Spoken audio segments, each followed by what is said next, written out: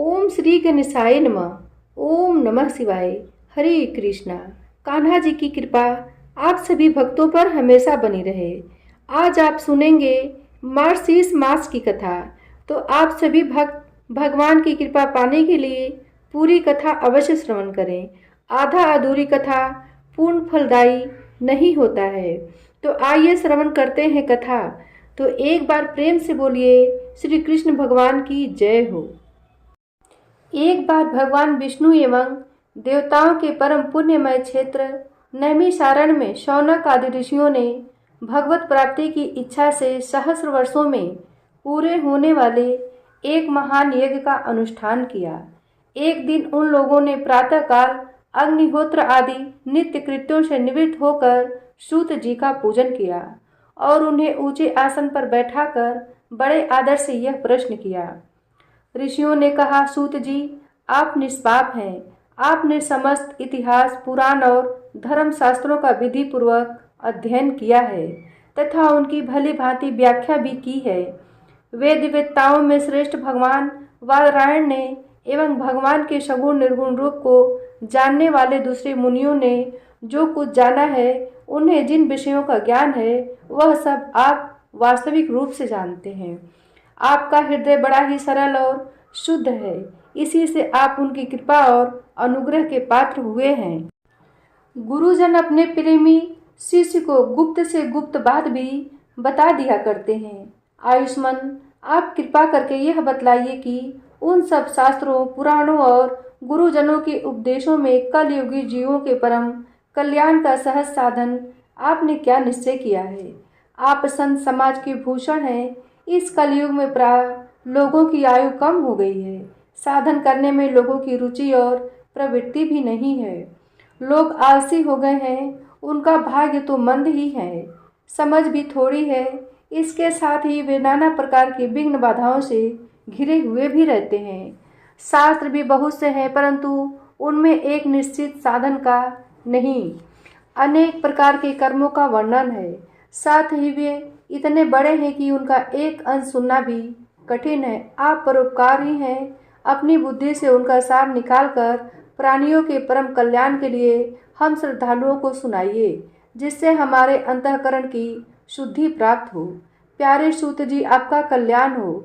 आप तो जानते ही हैं कि यदुवंशियों के रक्षक भक्त वत्सल भगवान श्री कृष्ण वसुदेव की धर्म पत्नी देवकी के गर्भ में क्या करने की इच्छा से अवतीर्ण हुए थे। हम उसे सुनना चाहते हैं। आप कृपा करके हमारे लिए उसका वर्णन कीजिए, क्योंकि भगवान का अवतार जीवों के परम कल्याण और उनकी भगवत प्रेममयी समृद्धि के लिए ही होता है।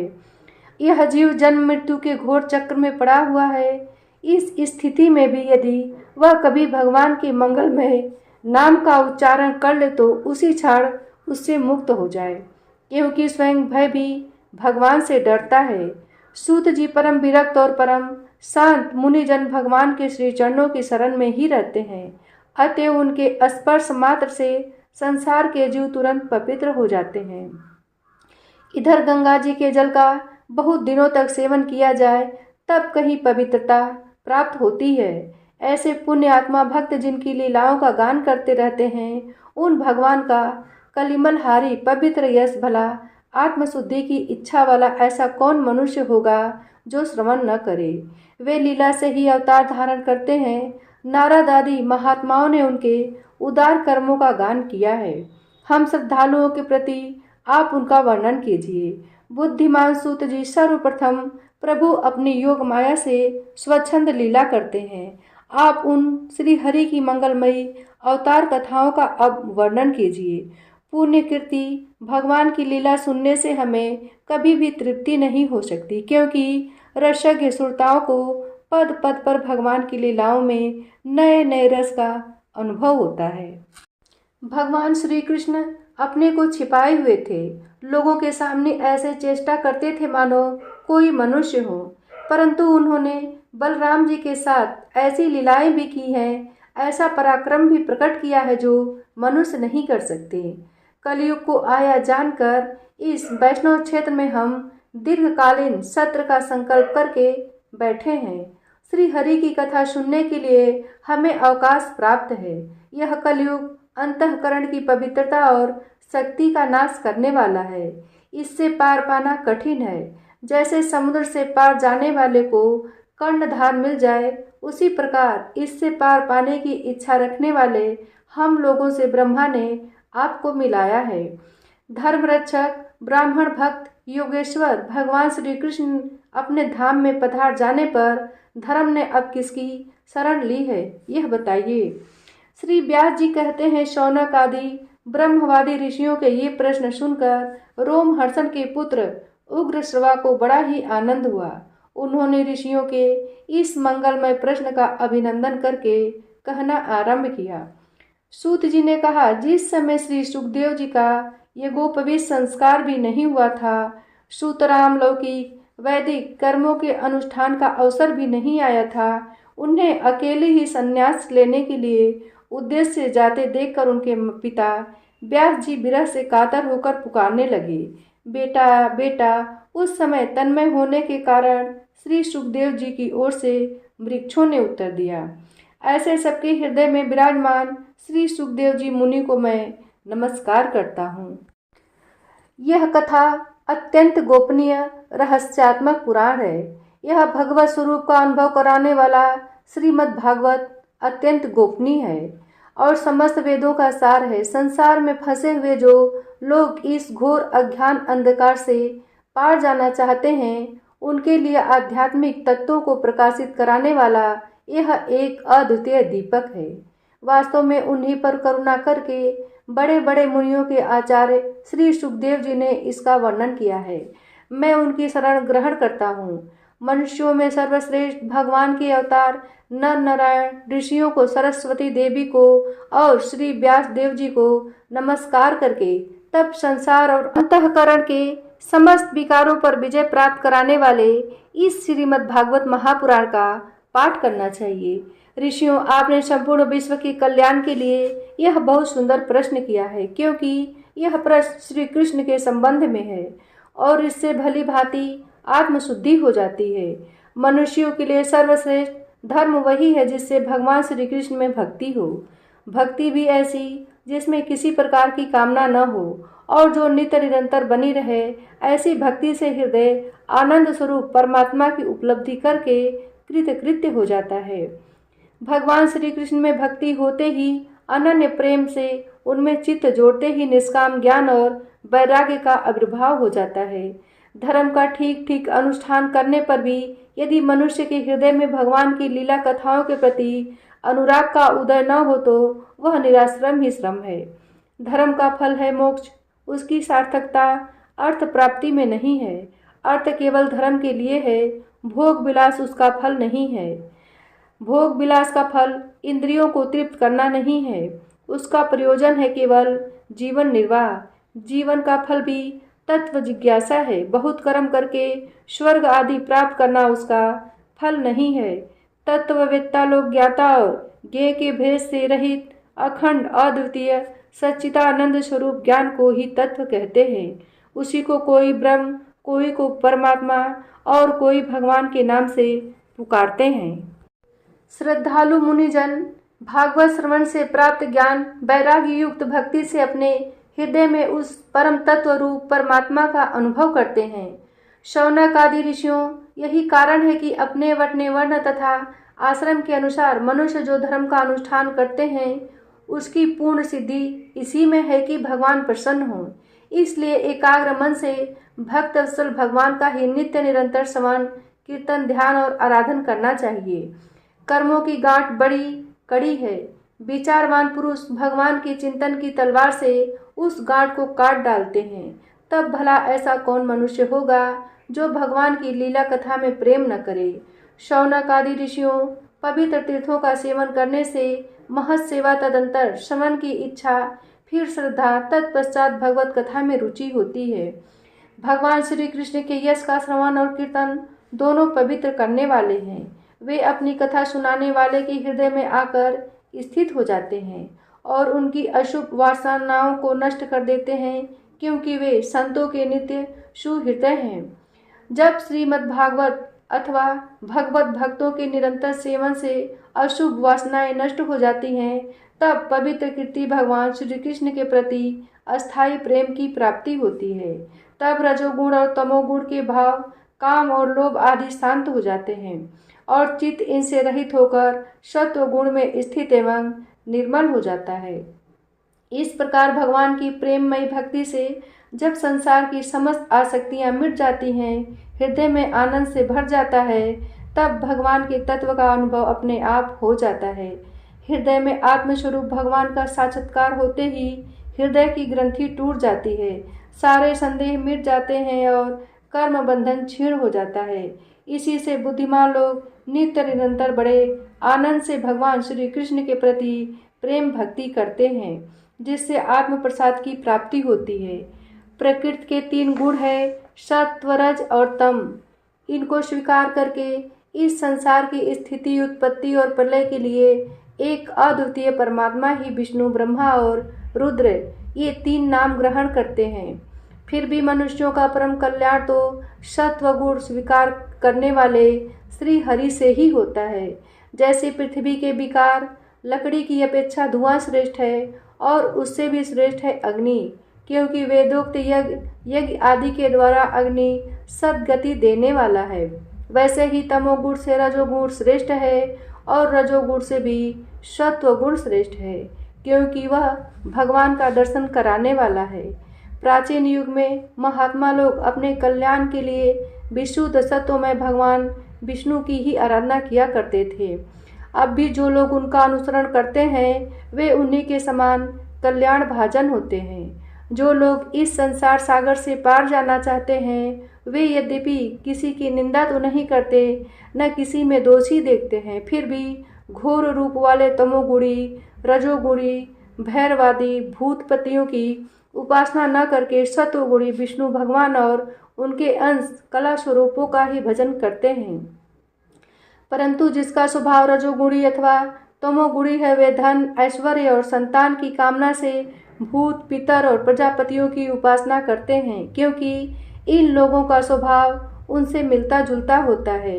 वेदों का तात्पर्य श्री कृष्ण में ही है, यज्ञों के उपदेश श्री कृष्ण ही हैं, योग श्री कृष्ण के लिए ही किए जाते हैं और समस्त कर्मों की परिसमाप्ति भी श्री कृष्ण में ही है।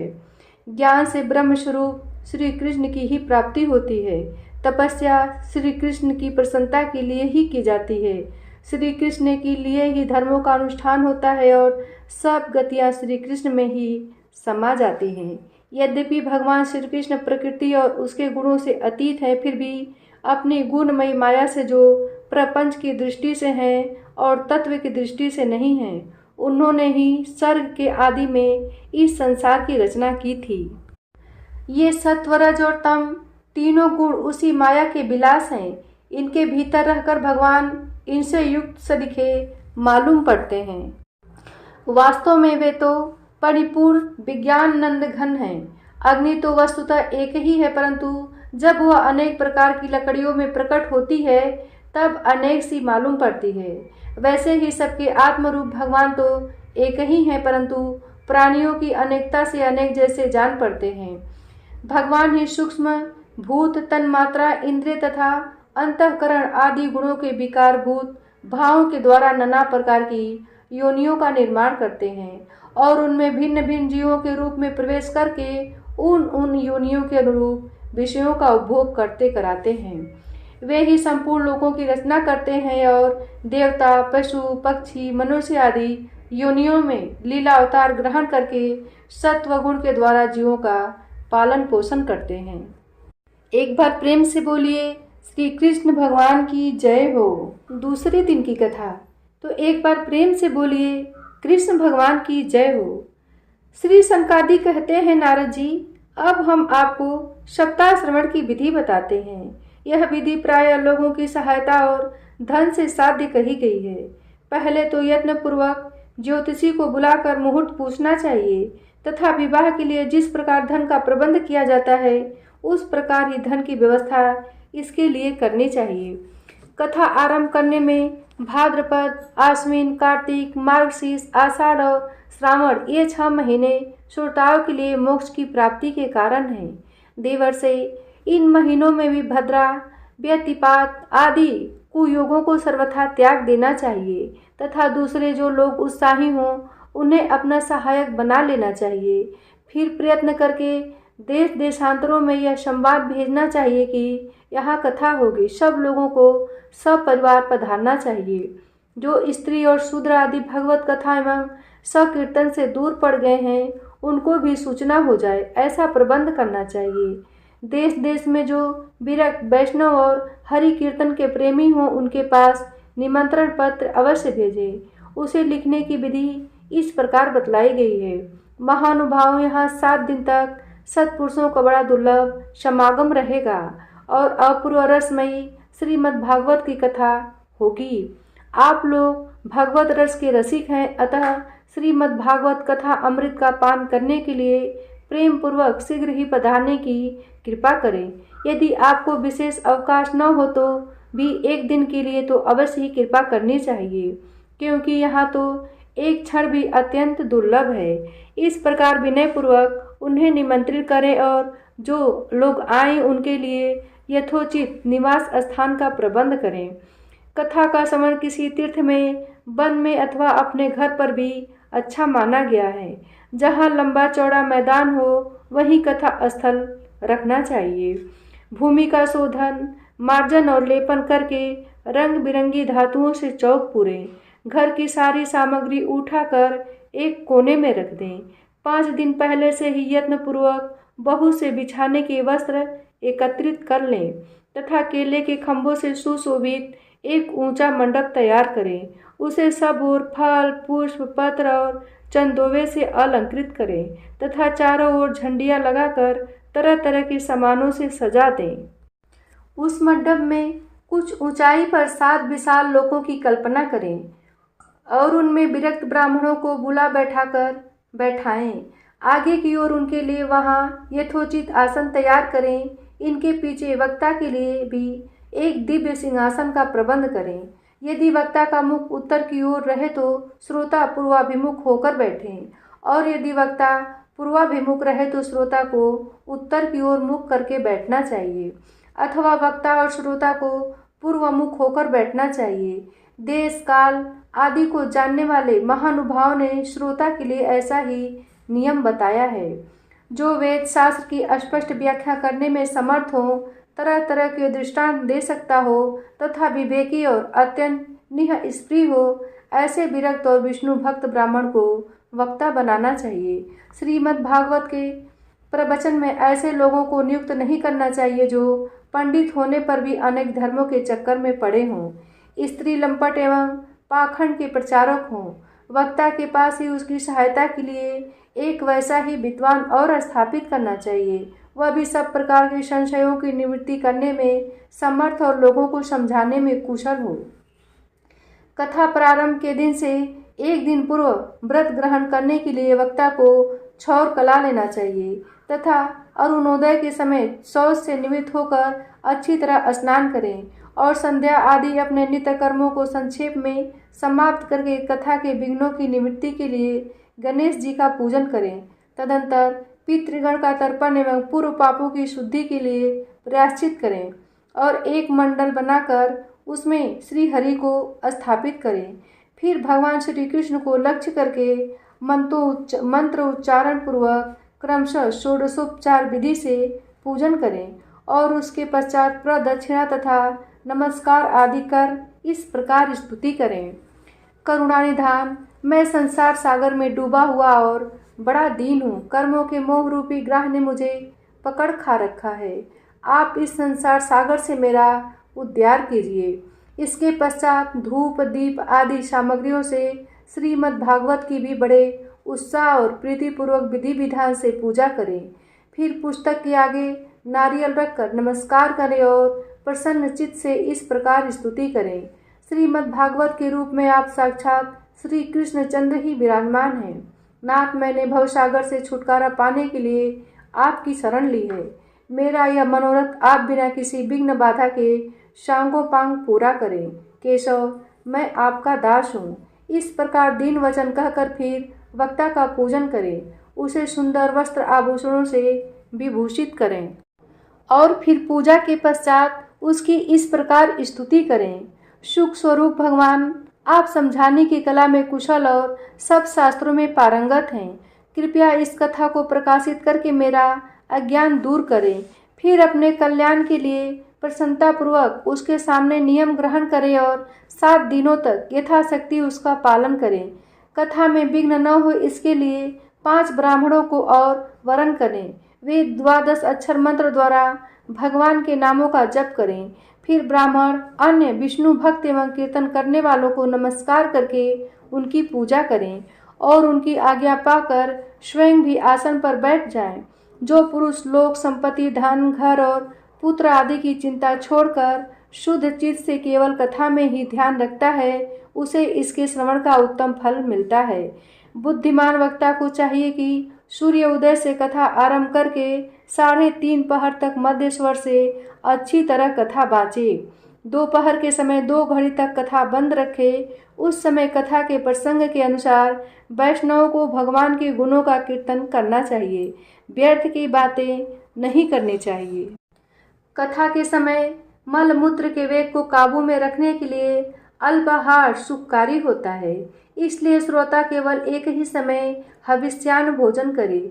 यदि शक्ति हो तो 7 दिन निराहार रहकर कथा सुने, अथवा केवल घी या दूध पीकर सुखपूर्वक श्रवण करे, अथवा फलाहार या एक समय ही भोजन करे। जिससे जैसा नियम सुविधि से सज सके उसी को कथा श्रवण के लिए ग्रहण करे। मैं तो उपवास की अपेक्षा भोजन करना अच्छा समझता हूँ, यदि वह कथा श्रवण में सहायक हो। यदि उपवास से श्रवण में बाधा पहुँचती है तो वह किसी काम का नहीं। नारद जी, नियम से सप्ताह सुनने वाले पुरुषों के नियम सुनिए। विष्णु भक्त की दीक्षा से रहित पुरुष कथा श्रवण का अधिकारी नहीं है। जो पुरुष नियम से कथा सुने उसे ब्रह्मचर्य से रहना चाहिए। भूमि पर सोना और नित्य प्रति कथा समाप्त होने पर पत्तल में भोजन करना चाहिए। दाल, मधु, तेल, गरिष्ठ अन्न, भाव दूषित पदार्थ और बासी अन्न, इनका उसे सर्वदा ही त्याग करना चाहिए। काम, क्रोध, मद, मान, मत्सर, लोभ, दंभ, मोह और द्वेष को तो अपने पास भी नहीं फटकने देना चाहिए। वह वेद, वैष्णव, ब्राह्मण, गुरु, गोसेवक तथा स्त्री, राजा और महापुरुषों की निंदा से भी बचे। नियम से कथा सुनने वाले पुरुष को रजस्वला स्त्री, अत्यंत म्लेच्छ पवित्र, गायत्रीहीन द्वेष, ब्राह्मणों से द्वेष करने वाले तथा वेद को न मानने वाले पुरुषों से बात नहीं करनी चाहिए। सर्वदा सत्य, शौच, दया, मौन, सरलता, विनय और उदारता का बर्ताव करना चाहिए। धनहीन, क्षय रोगी, किसी अन्य रोग से पीड़ित, भाग्यहीन, पापी, पुत्रहीन और मुमुक्षु भी यह कथा श्रवण करे।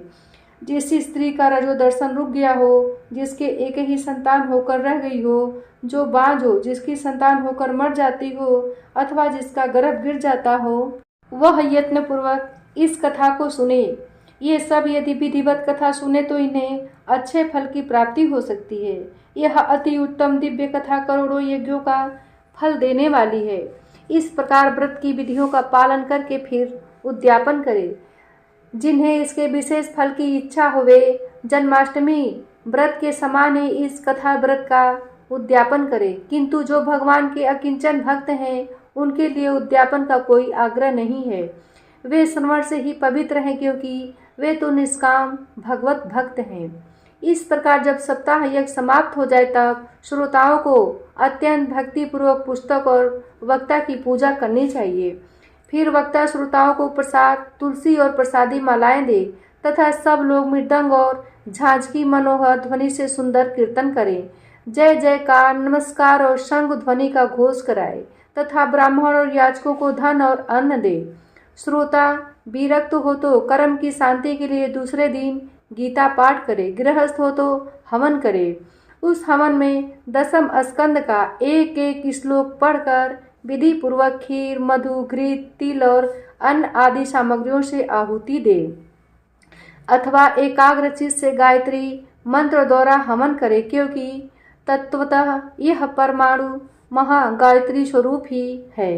होम करने की शक्ति न हो तो उसका फल प्राप्त करने के लिए ब्राह्मणों को हवन सामग्री प्रदान करें तथा नाना प्रकार की त्रुटियों को दूर करने के लिए और विधि में फिर जो न्यूना अधिकता रह गई हो उसके दोषों की शांति के लिए विष्णु सहस्र नाम का पाठ करे। उससे सभी कर्म सफल हो जाते हैं, क्योंकि कोई भी कर्म इससे बढ़कर नहीं है।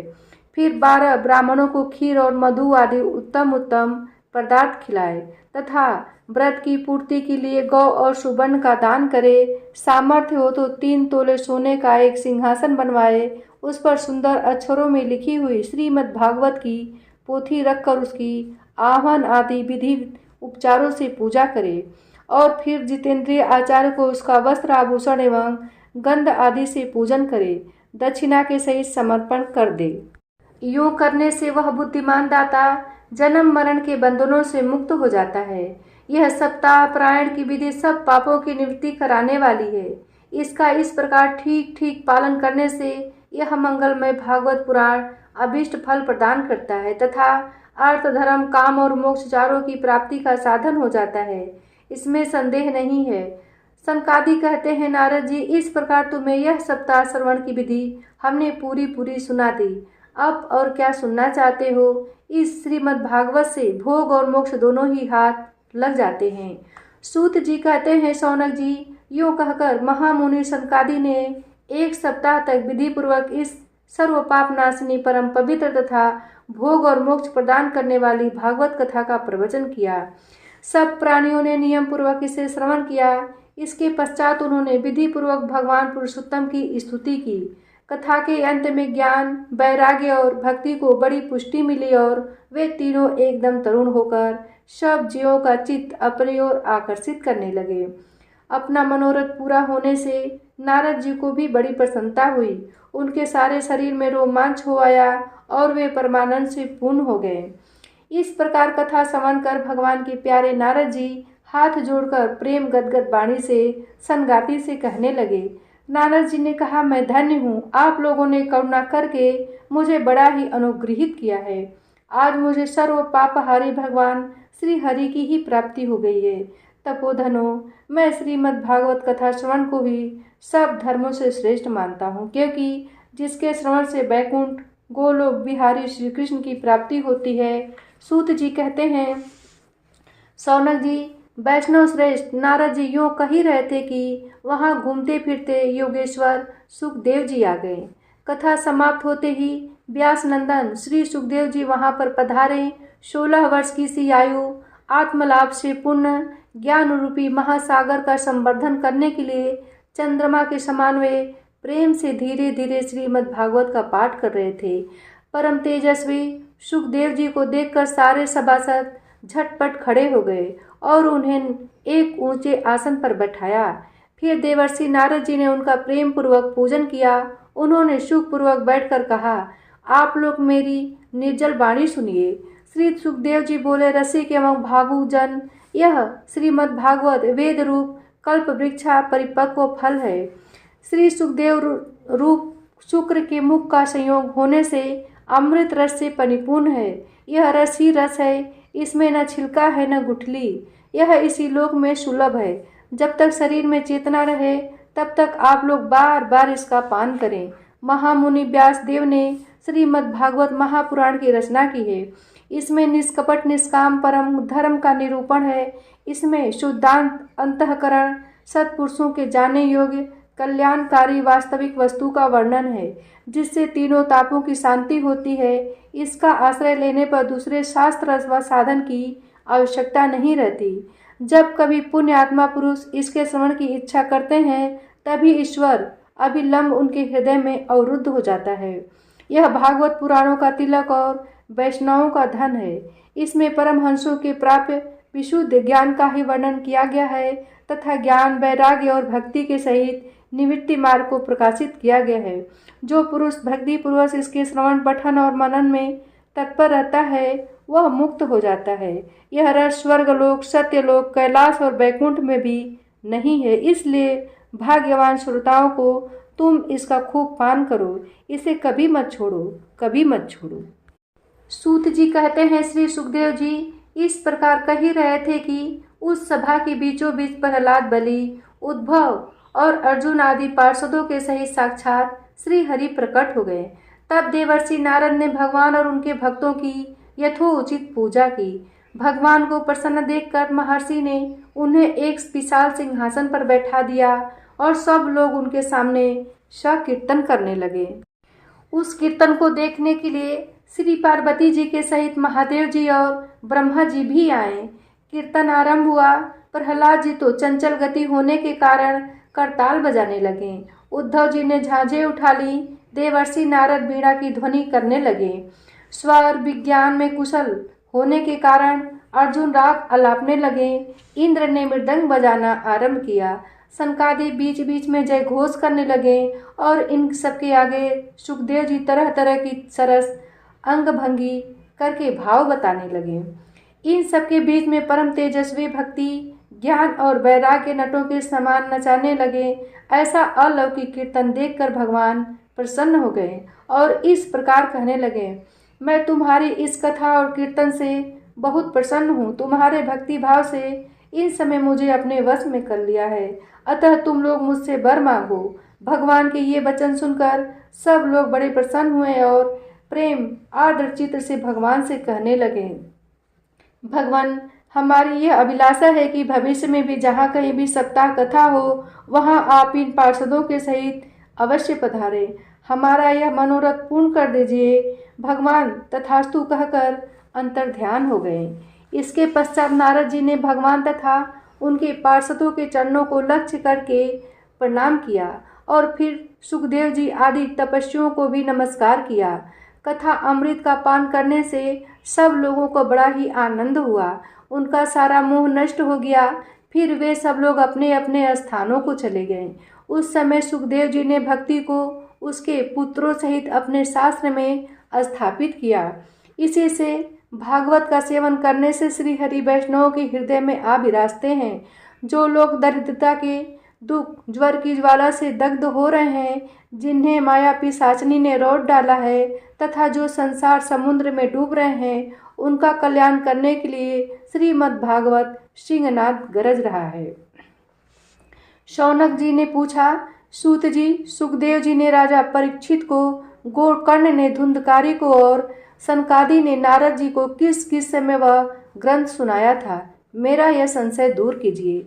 सूत जी ने कहा, भगवान श्री कृष्ण के स्वधाम गमन के बाद कलयुग के 30 वर्ष से कुछ अधिक बीत जाने पर भाद्रपद मास की शुक्ला नवमी को सुखदेव जी ने कथा आरंभ की थी। राजा परीक्षित के कथा सुनने के बाद कलयुग के 200 वर्ष बीत जाने पर आषाढ़ मास की शुक्ला नवमी को गोकर्ण जी ने यह कथा सुनाई थी। इसके पीछे कलयुग के 30 वर्ष और निकल जाने पर कार्तिक शुक्ला नवमी से सनकादि ने कथा आरंभ की थी। निष्पाप शौनक जी, आपने जो कुछ पूछा था उसका उत्तर मैंने आपको दे दिया। इस कलयुग में भागवत की कथा भवरोग की रामबाण औषध है। संत जन आप लोग आदर पूर्वक इस कथा अमृत का पान कीजिए। यह श्री कृष्ण को अत्यंत प्रिय, संपूर्ण पापों का नाश करने वाला, मुक्ति का एकमात्र कारण और भक्ति को बढ़ाने वाला है। लोक में अन्य कल्याणकारी साधनों का विचार करने और तीर्थों का सेवन करने से क्या होगा। अपने दूत को हाथ में पास लिए देखकर यमराज उसके कान में कहते हैं, देखो, जो भगवान की कथा वार्ता में मत हो रहे हों उनसे दूर रहना। मैं औरों को तो ही दंड देने की शक्ति रखता हूँ, वैष्णवों को नहीं। इस संसार असार में विषय रूप विषय की आसक्ति के कारण व्याकुल बुद्धि वाले पुरुषों अपने कल्याण के उद्देश्य से आधे क्षण के लिए भी इस शुक कथा रूप अनुपम सुधा का पान करो। प्यारे भाइयों, निंदित कथाओं से युक्त कुपथ में व्यर्थ ही क्यों भटक रहे हो। इस कथा के कान में प्रवेश करते ही मुक्त हो जाती है।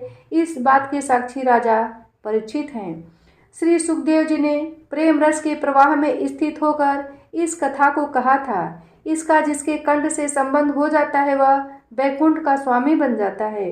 शौनक जी, मैंने अनेक शास्त्रों को देखकर आपको यह परम गौप्य रहस्य अभी अभी सुनाया है। सब शास्त्रों के सिद्धांतों का यही निचोड़ है। संसार में इस शुक शास्त्र से अधिक पवित्र और कोई वस्तु नहीं है।